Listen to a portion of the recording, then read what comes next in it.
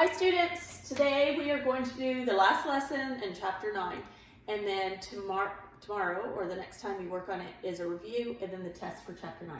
So today we're factoring completely. Some of these are even more difficult, or maybe it's just that you have to think it through more.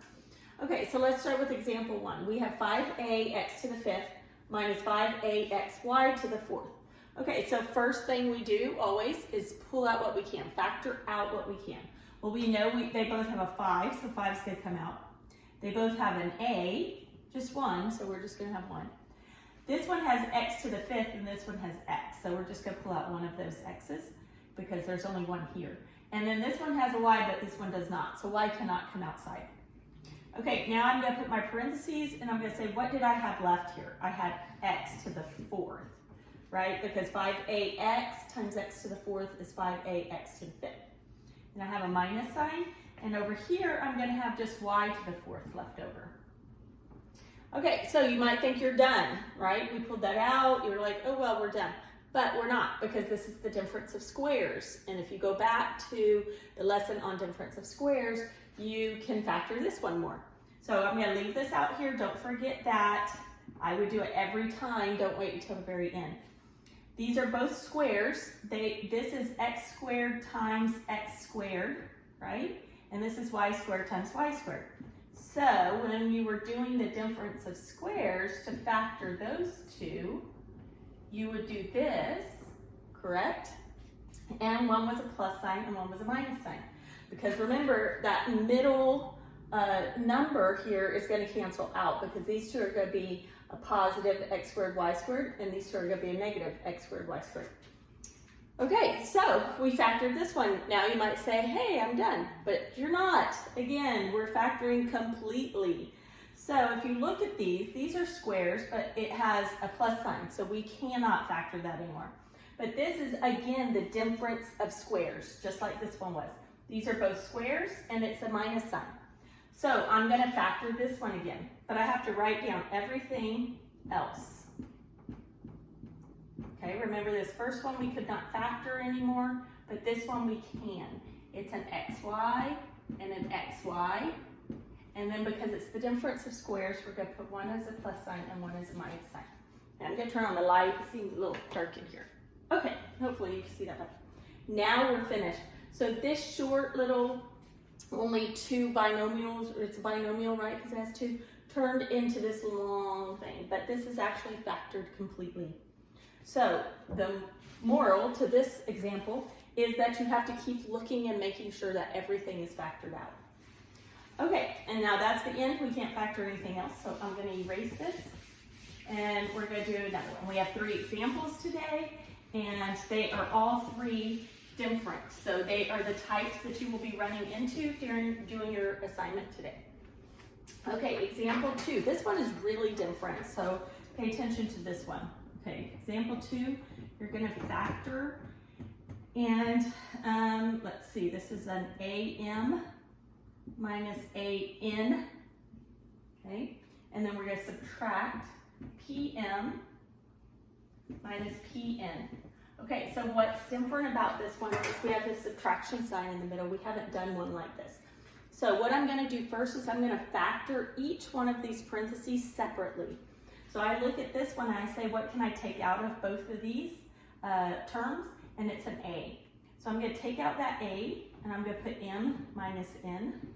Okay, so this was this problem. So I just factored inside the parentheses. Okay, so over here I'm going to do the same thing. On this one I have a P on both of them. So I'm going to take out that P outside of the parentheses and leave everything in. Okay, so hopefully you could tell what I did. I took out this A, I factored it out, and now it's on the outside of the parentheses, and I took out this P.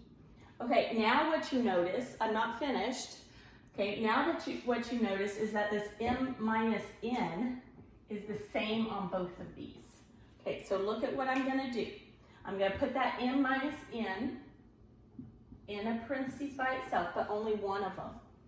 And then I'm going to take the A minus P, and I'm going to put it out front in its own parentheses.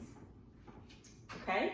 So it looks a little strange, right? Because we went from this with a minus sign to something with multiplication.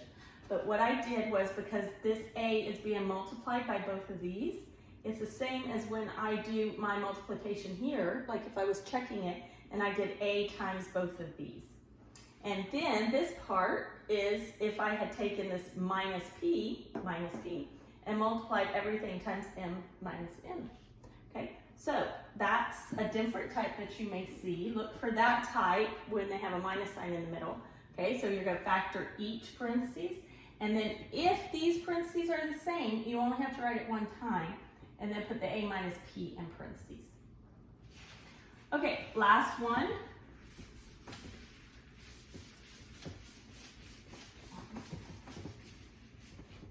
Okay, the last one is x to the fourth. This is example 3. X to the fourth minus 9x squared plus 8. Okay, so this looks very similar to everything we have done, and it is, except that this says x to the fourth, and this one says x squared. So look for those when you're doing your assignments and make sure that you see the fourth there, and so that when you write these out, you have x squared and x squared as your first one. So x squared times x squared is x to the fourth. You don't want to put one as the third, as a cubed, and one, because then you won't get that x squared in the middle. So you want these two to be the same, so that then when we do our inside and outside, we're getting an x squared there. Okay, I need to make 9 with factors of 8. So first thing that comes to my mind is 8 and 1, because that makes 9. So I'm going to put an 8 and a 1 there. My last sign needs to be positive. That means, but the middle one needs to be negative. So I'm going to make them both negative. That means negative times a negative is going to give me a positive. And when I'm doing negative 8x squared and negative 1x squared, I'm going to get negative 9x squared. Okay, so you might think you're done, but no, this is part of this section. Factor completely. So look at these two. What do you see? Okay, in the first one, I don't see anything because I'm thinking that's just x squared minus 8, right? But in the second one, this is the difference of two squares, exactly what we just talked about, right? Okay, so we are going to factor this one again. So this one stays the same. It is not the factor of two squares because 8 is not a square, okay? Some of y'all might think, oh, 4 times 4, but 4 times 4 is 16. It's 4 plus 4. So don't think of that as a square because it's not. But this one is 1 times 1 and x times x. So I'm going to do the same thing I did in the last one where I was factoring the difference of squares. And I'm going to do that. And then one of them is a plus and one's a minus. And now that is my final answer for factoring the whole thing completely. Okay, so over here I have x squared minus 8, and then I have it times x plus 1 times x minus 1. Okay, that's it for today. Those are the type of problems you're going to see. Make sure that you're going all the way to the end. Once you factor, look to see if you can factor again. Okay, good job.